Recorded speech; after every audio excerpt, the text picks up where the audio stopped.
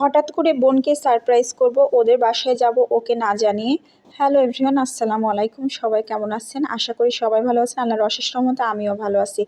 তো আপু হচ্ছে প্রেগনেন্ট। আপুর বেশ কিছুদিন যাবত নাকি পুলি পিঠা খেতে ইচ্ছে করছিল। তো আমি কোনো দিন আমি পুলি পিঠা নিজে হাতে বানাইনি। আম্মু কখনো সখনো বানাইতো, তো আম্মুর মানে বানানোর সুবাদে খাওয়া হতো, কিন্তু আমি নিজে কখনো 6 বছরের বিবাহিত জীবনে কোনো দিনও কিন্তু আমি এগুলা পিঠা কখনোই বানাইনি। তারপরে হচ্ছে একটু রিস্ক নিলাম, দেখি বানাই। যেহেতু আপু প্রেগনেন্ট, আপু খেতে চেয়েছে। বোনের মানে বোন আমার পাশেই থাকে, যেহেতু আব্বু আম্মু গ্রামে থাকে।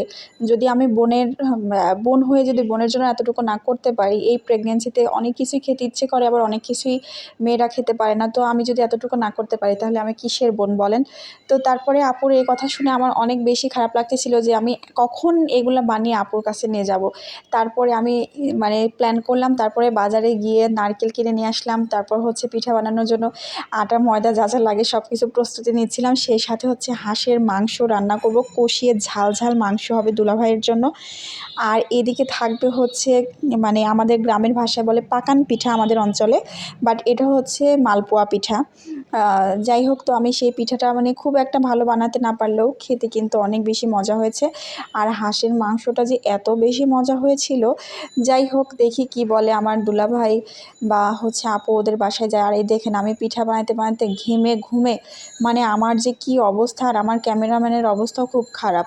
এই জন্য মানে এত পচা পচা করে ভিডিও করে দিচ্ছে, আর কি করা। তারপরে হচ্ছে এক কড়াই তেল ঢেলে দিলাম, যাতে করে তাড়াতাড়ি হয়, ডুবো তেলে ভাজলে হয়তো তাড়াতাড়ি হবে।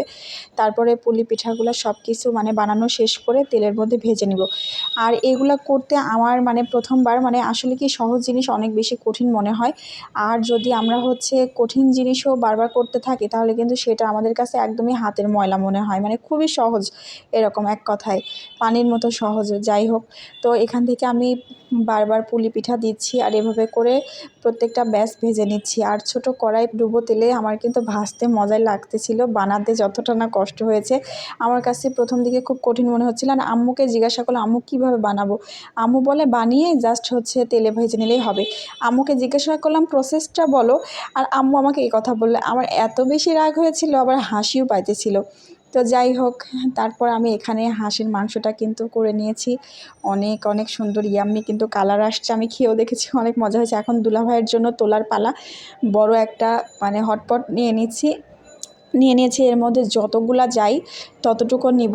তারপরে হচ্ছে এখানে আমি পুলি পিঠা নিয়েছি প্রায় 25 পিসের মতো, আমি প্রায় হচ্ছে 31 পিস বানিয়েছি সব মিলায়। তারপরে হচ্ছে এখানে আমি এই যে আমাদের গ্রামের ভাষায় বলে পাকান পিঠা বললাম না, সেই পিঠাটাও তুলে নিচ্ছি। পিঠাগুলো কিন্তু একটুও ভালো হয়নি। যাই হোক, তো এই পর্যন্ত আজকে।